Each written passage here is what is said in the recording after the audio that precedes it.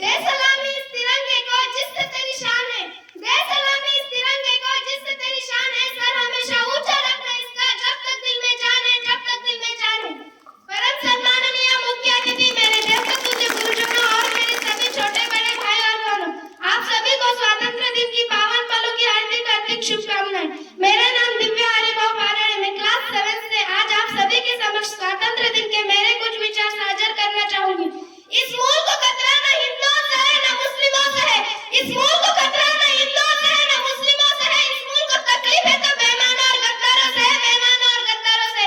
भूल मत करना हमें सिर्फ पापा की परी समझने की, भूल मत करना हमें सिर्फ पापा की परी समझने की। हमें अपनी वतन की खातिर हथियार उठाना भी आता है, हमें अपनी वतन की खातिर हथियार उठाना भी आता है। दर्द हद से तब गुजरने लगता है जब ताज और छत्तीसगढ़ में शहीद हुए वीर जवानों के शत विशत शरीर के टुकड़े और रेत की तिलक से उमड़ गई लाशों के ढेर, कश्मीर की खूनों से सनी लाल रंग की सड़कों के दृश्य सामने आते। अब तो हमारा तिरंगा भी हमसे पूछने लगता है, क्या बात है भारत, आज मैं फहराने की जगह कफन में दफनाने की क्यों काम आ रहा हूँ। निदाई तो उसी दिन फट गया जब बूढ़ी माँ अपने बेटे की जिगरों को देखकर बोली, साहब आप भर्ती में इंच कम नहीं लेते और मैं आधा शरीर कैसे ले लूं। आज इन आतंकियों की नाकफनी हंसती है और शहीद हुए वीर जवान की आंखों की तुलसी रोती है। जब शहीद हुए वीर जवान की विधवा की वेदना चीख चीख कर कहती है कि प्यार भी भरपूर गया, मांग का सिंदूर गया, नन्हे नन्हे लालों की लंगोटियां चली गई, छोटी छोटी बेटियों की चोटियां चली गई। बाप की कमाई गई, भाई की पढ़ाई गई, बाप की कमाई गई, भाई की पढ़ाई गई। ऐसा एक विस्फोट हुआ पता ही चला नहीं, पूरे जिस्म की कई बोटियां चली गई। आखिर एक आदमी मरा है साहब, मेरे घर की तो रोटियां चली गई, मेरे घर की तो रोटियां चली गई। लेकिन एक देशद्रोही से ज्यादा देशभक्ति तब बहाल होते हैं जब एक बेटा अपने बूढ़े माँ बाप को वृद्धाश्रम की चौखट पे छोड़ाता है। करा उठती है वो देशभक्ति जब मुसीबत में फंसे लोगों की जान बचाने से ज्यादा हम सेल्फी लेकर अपनी लाइफ बनाने में लगे रहते हैं। आज के दौर पर वो युवा जिनके ऊपर जिम्मेदारी थी अपने देश, अपने समाज, अपने राष्ट्र की आशाओं को बांधे रखने की, वही युवा 4x4 इनकी छोटी सी स्क्रीन पर अपनी भावनाओं की इमोजी भेज रहा है। 4 बोतल वोडका का काम मेरा रोज का जो भारत का भविष्य तबाह कर रखा है। हम एक ऐसे समाज में जीते हैं जहाँ लड़कों से बात करता देख जो भाई हरकत है, लड़कों से बात करता देख जो भाई हरकत है, वही भाई अपनी गर्लफ्रेंड के किस्से घर में हंस कर सुनाते हैं। और मैं बता दूं, महिला सुरक्षा के मामले में हम आज भी चौथे नंबर पर आते हैं, हम आज भी चौथे नंबर पर आते हैं।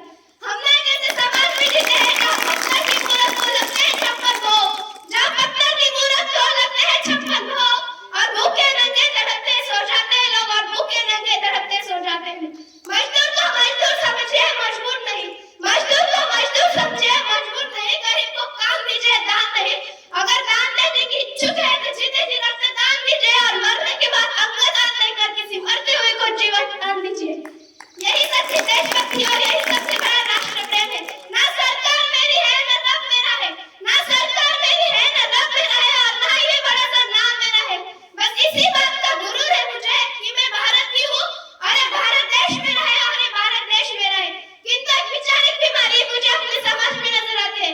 कहा जाता है हम इस विश्व के सबसे बड़े लोकतंत्र है, चाहे हिंदू पैदा होते हैं, मुस्लिम, सिख और ईसाई भी पैदा होते हैं, लेकिन बदकिस्मती और इंसान पैदा नहीं होते। और मेरे विचारों में ना हिंदुओं की जरूरत है ना मुस्लिमों की जरूरत है। राष्ट्र निर्माण के लिए केवल एक अच्छे इंसान की जरूरत है, केवल एक अच्छे इंसान की जरूरत है। जरा सोच कर देखिए, पेड़ पौधे और शाखाएं भी परेशान हो जाए जब परिंदे भी हिंदू और मुसलमान हो जाए। आज हमारे देश का शिक्षित वर्ग ही बिल्ली के रास्ते काटने पर खड़े हो जाना, अपने धर्म अपने जाति को ऊंचा मानकर दूसरों के धर्म की अवहेलना करता रहेगा, तब तक ना ही हमारे देश से अंधविश्वास खत्म होगा और ना ही हमारा राष्ट्र निर्माण संभव होगा। हमारी संस्कृति, हमारी सभ्यता को दुनिया ने शीश नवाया है, हमारी संस्कृति, हमारी सभ्यता को दुनिया ने शीश नवाया है। तो क्यों क्यों आस्था के नाम पे हमने अंधविश्वास फैलाया है, क्यों आस्था के नाम पे हम अंधविश्वास फैलाया है। मेरे विचारों में राष्ट्र निर्माण तब संभव होगा जब महिलाओं की पूजा नहीं बल्कि उनकी इज्जत की जाएगी। राष्ट्र निर्माण तब संभव होगा जब आज का नौजवान युवा परस्पर दूसरों को मारने की खातिर नहीं बल्कि पहले मरने को तैयार होगा।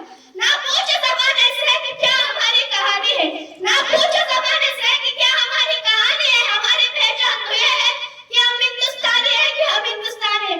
अपने वतन की रक्षा का हम लड़कियों को भी हक है, अपने वतन की रक्षा का हम लड़कियों को भी हक है। इतिहास की किताबें